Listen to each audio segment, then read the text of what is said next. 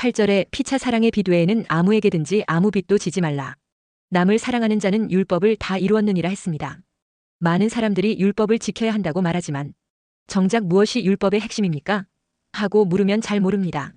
바울은 로마서 13장에서 사회적 책임인 세금과 권세에 대한 태도를 설명한 뒤 곧바로 사랑을 강조합니다. 바울은 앞에서 국가와 질서를 말한 후 이제 신자의 삶의 중심을 사랑으로 모아줍니다.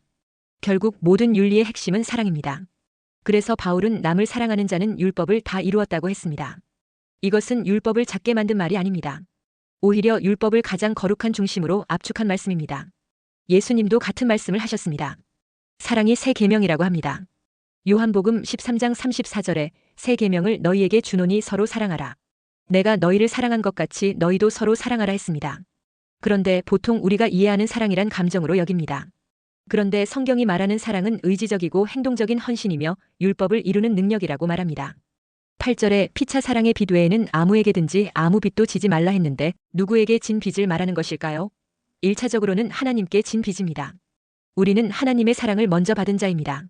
그것은 로마서 5장 8절에 우리가 아직 죄인 되었을 때에 그리스도께서 우리를 위하여 죽으심으로 하나님께서 우리에 대한 자기의 사랑을 확증하셨느니라 했습니다. 그래서 고린도전서 6장 20절에 값으로 산 것이 되었으니 그런즉 너희 몸으로 하나님께 영광을 돌리라 했습니다.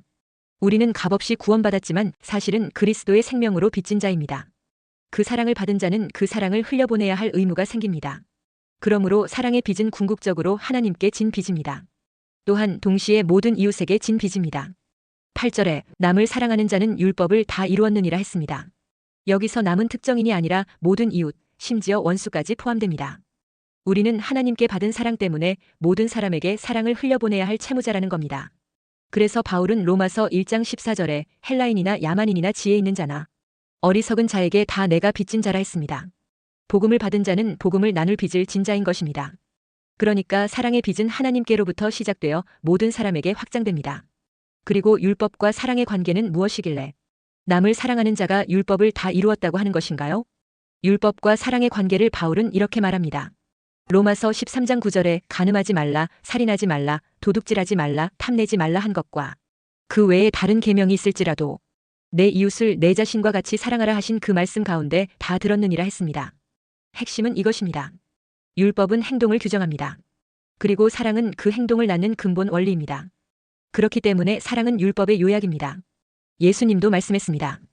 마태복음 22장 40절에서 하나님 사랑과 이웃 사랑, 이 두 계명이 온 율법과 선지자의 강령이니라 했습니다. 온 율법과 선지자의 강령이 하나님 사랑과 이웃 사랑에 달려 있다는 겁니다. 10계명의 1계명에서 4계명까지는 하나님을 사랑하면 지킬 수 있고 5계명에서 10계명까지는 이웃 사랑하면 지킬 수 있는 계명이라는 것입니다. 그러므로 사랑은 율법을 폐하는 것이 아니라 율법을 완성하는 힘인 것입니다. 구체적으로 왜 사랑하는 자가 율법을 다 이루었다고 하느냐 하면 사랑하는 사람은 상대방의 가정을 깨는 간음을 하지 않기 때문입니다. 또 사랑하는 사람은 상대방의 생명을 해치는 살인을 하지 않고 타인의 것을 탐하는 도둑질을 하지 않기 때문입니다. 사랑은 타인의 유익을 먼저 생각하기 때문입니다. 율법은 하지 말라라고 말하지만 사랑은 어떻게 유익을 줄까를 묻습니다. 율법은 최소한의 기준이고 사랑은 최대한의 선입니다. 그러면 다른 빚은 지지 말라 했는데 왜 사랑의 빚은 허용되는가요?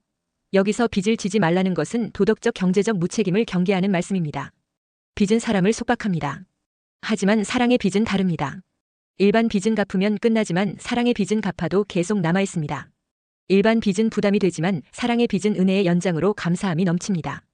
일반 빚은 속박을 주지만 사랑의 빚은 자유롭습니다. 일반 빚은 관계 단절이 오지만 사랑의 빚은 관계 확장이 옵니다. 사랑의 빚은 갚을수록 더 사랑이 깊어집니다. 왜냐하면 하나님의 사랑은 무한하기 때문입니다.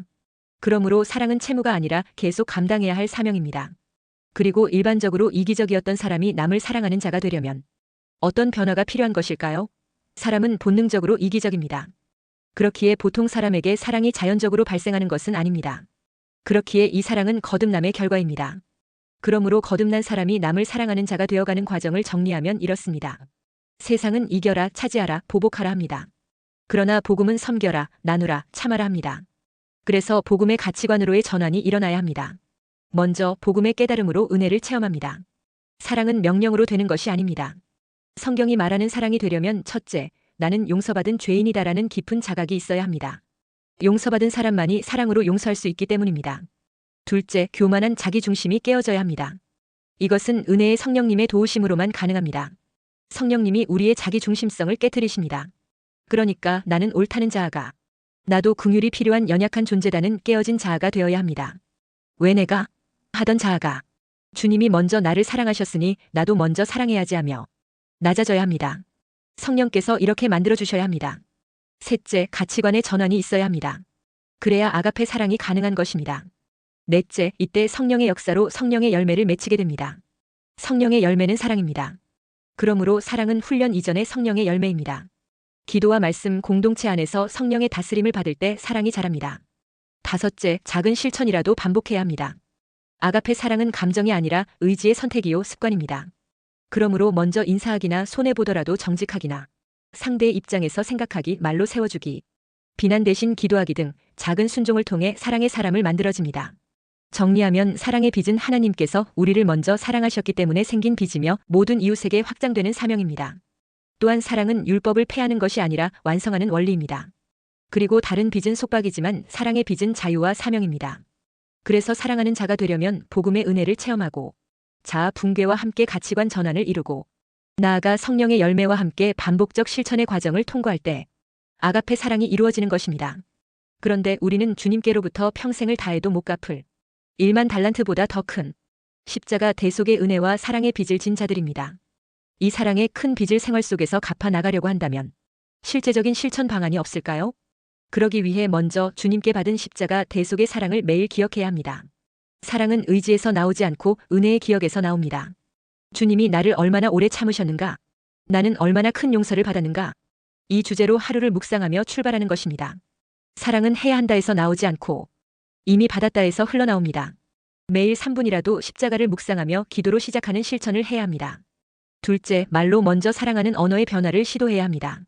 사랑은 감정보다 말에서 먼저 드러납니다. 비난 대신 격려로 바꾸고 판단 대신 이해로 바꾸고 소문에 대한 집착 대신 축복하는 일에 힘쓰는 것입니다.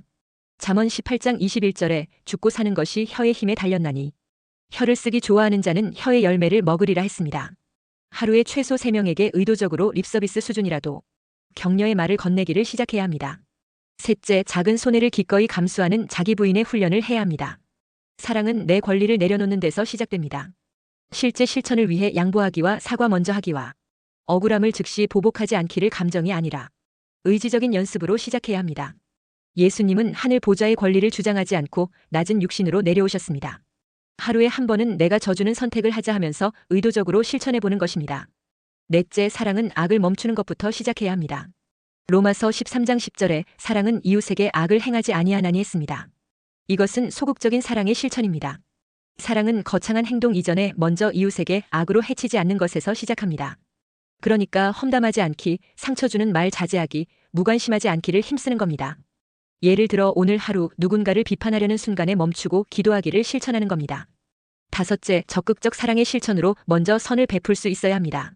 소극적 사랑이 해치지 않는 것이라면 적극적 사랑은 유익을 주는 것입니다.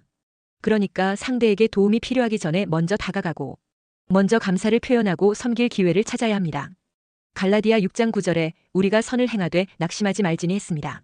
여섯째, 사랑의 확장을 시도하며 원수까지 사랑하는 데 도전해야 합니다. 사랑의 빚은 좋아하는 사람에게만 갚는 것이 아닙니다.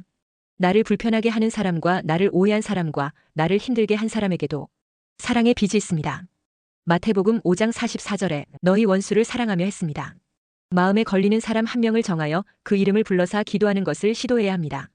일곱째, 공동체 안에서 지속적으로 훈련해야 합니다. 결국은 중도하차하지 않고 지속하는 것이 중요합니다. 사랑은 한 번의 결단이 아니라 평생 갚아가는 빚입니다. 혼자서는 오래 못 갑니다. 말씀 묵상과 성도의 교제를 통해 실천하고 정기적으로 자기 점검을 해야 합니다. 사랑은 감정이 아니라 성령 안에서 말씀에 대한 의지적 선택과 순종으로 인해 자라나는 성품입니다.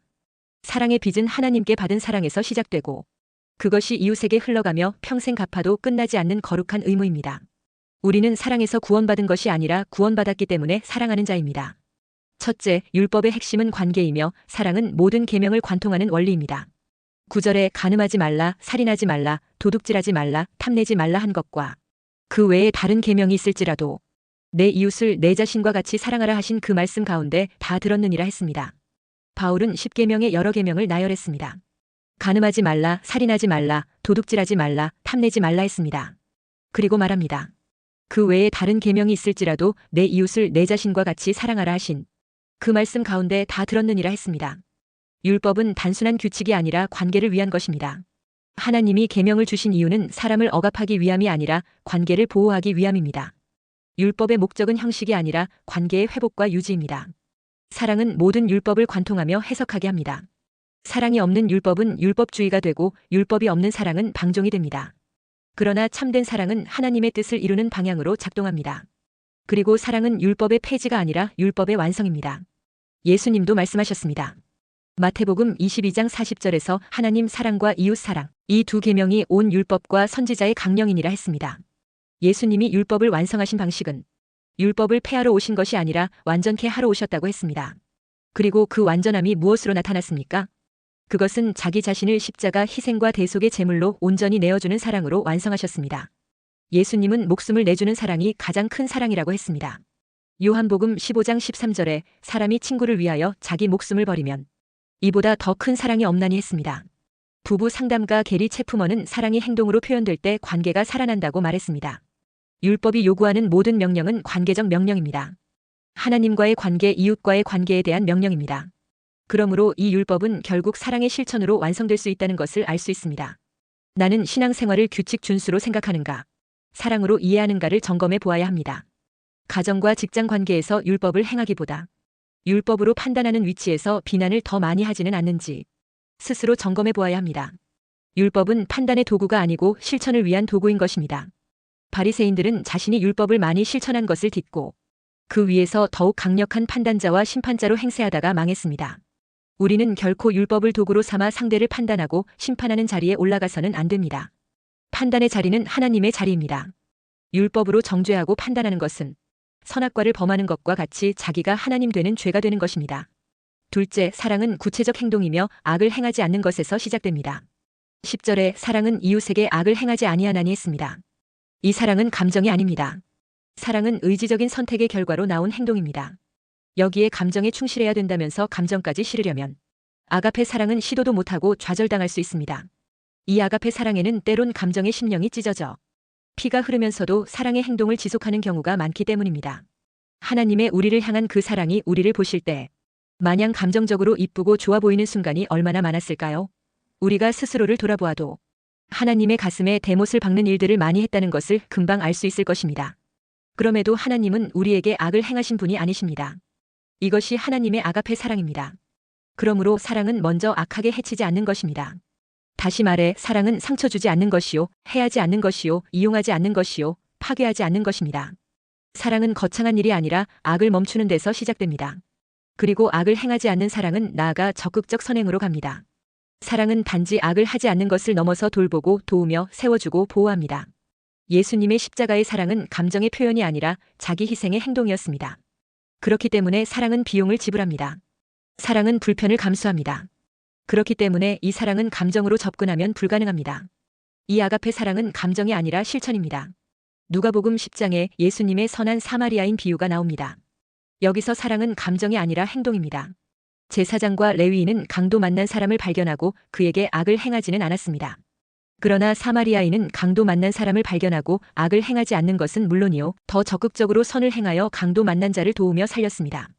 여기서 악을 행하지 않는 것이 사랑의 시작이라면 선을 행하는 것이 사랑의 완성입니다. 제사장과 레위인은 강도를 치지 않았고 피해자를 해치지도 않았습니다. 즉 직접적인 악을 행하지는 않았습니다. 이것은 소극적인 의로움입니다. 그러나 문제는 보고도 피하여 지나갔다는 것입니다. 이것은 단순한 중립이 아니라 사랑의 부재입니다. 성경은 악을 행하지 않는 것만으로 의롭다고 하지 않습니다. 야고보서 4장 17절에 그러므로 사람이 선을 행할 줄 알고도 행하지 아니하면 죄니라 했습니다. 선을 하지 않는 것도 죄입니다. 그런데 사마리아인은 적극적인 사랑을 실천했습니다. 사마리아의 행동은 세 단계를 보여줍니다. 첫째, 긍휼의 마음이 움직였습니다. 불쌍히 여겼다는 것은 사랑이 마음 안에서 시작되었다는 것입니다. 둘째, 위험을 감수하고 가까이 갔습니다. 그는 그냥 감정으로 끝내지 않았습니다. 접근한다는 것은 시간과 위험과 수고를 요구합니다. 셋째, 희생적 행동으로 실제로 도왔습니다. 상처를 싸매고 기름과 포도주를 붓고 자기 짐승에 태우고 여관으로 데려가고 비용을 지불하고 추가 책임까지 약속합니다. 사랑은 비용을 지불하는 행동입니다. 이와 같이 온전한 사랑은 소극적인 사랑으로 악을 행하지 않고 나아가 적극적으로 긍휼히 여기며 선을 행하며 사랑을 실천합니다. 그리고 궁극적으로는 희생적인 섬김으로 사랑을 완성합니다. 온전한 사랑은 결국 소극적 사랑에서 출발하여 적극적 사랑으로 나아가고 희생적 사랑으로 완성시킨다는 것을 알 수 있습니다. 왜 선을 행하는 것이 사랑의 완성인가요? 하나님의 사랑도 동일한 구조이기 때문입니다. 하나님은 우리를 정죄하지 않으셨을 뿐 아니라 우리를 구원하기 위해 행동하셨습니다. 십자가는 해치지 않는 소극적 사랑이 아니라 대신 죽으시는 적극적이고 희생적인 사랑입니다. 따라서 소극적으로 해를 끼치지 않는 것은 최소한의 율법적 요구를 지키는 것입니다. 그러나 적극적인 선행은 곧 사랑의 본질로 나아가는 것입니다. 우리는 종종 이렇게 생각합니다. 나는 남에게 피해주지 않았다. 나는 나쁜 짓 하지 않았다. 그러나 성경의 질문은 이것입니다. 너는 누구를 살렸는가? 누구의 상처를 싸매었는가? 누구를 위해 시간을 내었는가? 하는 것입니다. 사랑은 죄를 안 짓는 수준이 아니라 생명을 세우는 수준입니다. 악을 행하지 않는 것은 사랑의 출발점입니다. 그러다가 선을 행하는 것은 사랑의 본질입니다. 그런데 희생적으로 섬기는 것으로 나아가면 이제 사랑의 완성입니다. 그래서 예수님은 말씀하십니다. 가서 너도 이와 같이 하라. 사랑은 감정이 아니라 의지적 선택과 결단에 의한 행동이며 희생이며 책임입니다. 고린도전서 13장은 바울이 제시하는 사랑의 실천 규범입니다. 여기에는 사랑의 성품이 나옵니다. 오래 참음과 온유함과 시기하지 않음과 무례히 행하지 않음과 진리와 함께 기뻐함과 모든 것을 견딤이 나옵니다. 그런데 이것들은 모두 행동이요 실천입니다. 그러므로 우리는 최소한 상대방에게 말로 상처를 주지 않기와 가족에게 최소한의 예의를 지키기를 시작해야 합니다. 그리고 감정이 불편한 사람에게 악을 갚지 않기와 일터에서 부당한 일로 상대를 괴롭게 하지 않기를 실천하는데 도전해야 합니다. 율법의 완성자이신 하나님이 우리를 향하신 사랑은 어떤 사랑인가요? 이 사랑은 단순한 감정적 사랑이 아니라 구속사적이고 언약적 사랑입니다. 율법의 완성자이신 하나님의 사랑의 성격은 먼저 사랑하신 선행적 사랑이며 동시에 선택적 사랑입니다. 우리가 하나님을 사랑하기 전에 하나님이 먼저 우리를 사랑하셨습니다.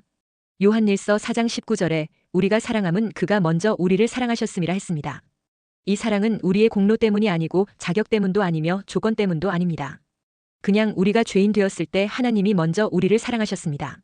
로마서 5장 8절에 우리가 아직 죄인 되었을 때에 그리스도께서 우리를 위하여 죽으심으로 하나님께서 우리에 대한 자기의 사랑을 확증하셨느니라 했습니다. 그렇기에 하나님의 사랑은 반응적 사랑이 아니라 선행적 사랑입니다. 또한 하나님의 사랑은 변하지 않는 언약적 사랑입니다. 하나님의 사랑은 감정의 기복이 아니라 언약에 근거한 사랑입니다. 구약의 사랑은 히브리어의 헤세드는 변하지 않는 신실한 사랑입니다. 실패해도 버리지 않으시고 넘어져도 포기하지 않으시며 징계 속에서도 관계를 유지하십니다. 그러니까 하나님의 사랑은 우리의 상태가 아니라 하나님의 성품에 근거합니다. 나아가 하나님의 사랑은 십자가의 사랑인 희생적 사랑입니다. 율법의 완성은 십자가에서 이루어졌습니다. 율법은 죄를 드러내지만 사랑은 죄값을 대신 지불합니다. 예수님의 십자가는 감정 표현이 아니라 대속적 희생입니다. 하나님의 사랑은 우리 대신 값을 치르는 사랑입니다. 그리고 하나님의 사랑은 죄를 방치하지 않는 거룩한 사랑입니다. 하나님의 사랑은 죄를 용인하지 않습니다. 그렇기에 사랑이지만 동시에 우리를 징계하시고 거룩으로 부르시며 변화시키십니다. 그래서 히브리서 12장 6절에 주께서 그 사랑하시는 자를 징계하시고 그가 받아들이시는 아들마다 채찍질 하심이라 하였으니 했습니다. 하나님의 사랑은 우리를 편하게 만드는 사랑이 아니라 거룩하게 만드는 사랑입니다. 그리고 하나님의 사랑은 하나님의 형상을 회복하는 목적 있는 사랑입니다. 하나님의 사랑의 목적은 단순한 위로가 아니라 그리스도의 형상으로 변화시키는 것입니다. 로마서 8장 29절에 그 아들의 형상을 본받게 하기 위하여 했습니다. 하나님의 사랑은 나를 그냥 두는 사랑이 아니라 나를 새롭게 만드는 사랑입니다. 또한 하나님의 사랑은 끝까지 포기하지 않는 사랑입니다. 베드로가 실패했을 때도 주님은 그를 버리지 않으셨습니다. 탕자의 비유에서도 아버지는 끝까지 기다립니다. 하나님의 사랑은 우리의 실패보다 더 크기 때문입니다. 그리고 하나님의 사랑은 사랑으로 율법을 완성하신 사랑입니다. 율법은 죄의 삭은 사망이다 합니다. 그러나 주의 사랑은 말합니다. 내가 대신 죽겠다. 그리하여 십자가에서 하나님의 공의는 무너지지 않았고 하나님의 사랑도 포기되지 않았습니다. 율법과 사랑이 충돌한 것이 아니라 십자가에서 완성되었습니다. 우리는 이런 사랑을 받았는데 우리는 어떤 사랑을 하고 있습니까? 감정적 사랑인가요? 조건적 사랑인가요? 계산적 사랑인가요? 이제 십자가 사랑을 따라가야 합니다. 사랑의 빚은 이 사랑을 받은 자가 이 사랑을 흘려보내는 삶입니다. 셋째, 성도는 주님께 사랑의 빚진 자로서 평생 이웃 사랑으로 갚아야 할 사명을 지닌 자입니다. 8절에 피차 사랑의 빚 외에는 아무에게든지 아무 빚도 지지 말라 했습니다. 우리는 이미 사랑의 빚을 졌습니다. 하나님께 사랑을 받았고 십자가 은혜를 입었고 용서를 받았습니다. 우리는 먼저 사랑받은 자입니다. 그런데 이 빚은 갚아도 끝나지 않습니다. 세상의 빚은 갚으면 끝나지만 사랑의 빚은 평생 갚아야 합니다. 왜냐하면 받은 사랑이 무한하기 때문입니다. 그리스도의 사랑이 계속 우리를 살리기 때문입니다. 그러므로 사랑은 믿는 자의 존재 방식입니다. 성도는 사랑하려고 애쓰는 사람이 아니라 사랑을 흘려보내는 사람입니다. 사랑은 의무이면서 동시에 정체성입니다. 율법은 사랑 안에서 완성되고 사랑은 행동 속에서 증명되며 우리는 사랑의 빚을 진 사람들입니다. 그러므로 스스로 물어보아야 합니다. 나는 계명을 지키는 사람인가? 아니면 사랑을 실천하는 사람인가? 바울은 말합니다. 남을 사랑하는 자는 율법을 다 이루었느니라 했습니다. 사랑은 율법을 대신하는 것이 아니라 율법을 완성하는 복음적 능력입니다. 세상은 자기 감정에 충실하며 살아라고 말합니다. 그것이 옳은 길이라고 말합니다. 그러나 성경은 자기 감정을 내려놓으라고 말합니다. 자기 감정을 따라 살지 말고 십자가 대속의 은혜로 인한 언약의 사랑을 믿음으로 선택하며 살아라고 합니다. 그러니까 감정에 충실하지 말고 믿음의 말씀에 충실하라는 것입니다. 믿음의 말씀을 따르는 것은 감정이 아니라 의지적인 선택의 결과입니다. 아직 감정에 생기지 않는 부분은 솔직하게 주님께 기도하면서 감정적으로도 최소한 긍휼의 마음이 생길 수 있도록 은혜를 구해야 합니다. 믿음 생활은 내 감정에 충실한 삶이 아닙니다. 믿음 생활은 하나님의 말씀에 충실한 생활입니다. 그러므로 때로는 순종은 하지만 마음은 뜨겁지 않을 수 있습니다. 뜨겁기는커녕 내키지도 않고 싫을 수도 있습니다.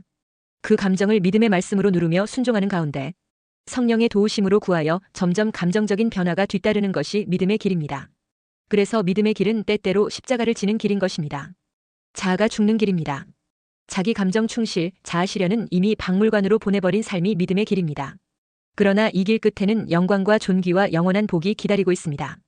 이 믿음의 길에서 십자가를 지고 끝까지 달려가게 되시기를 주의 이름으로 축원합니다.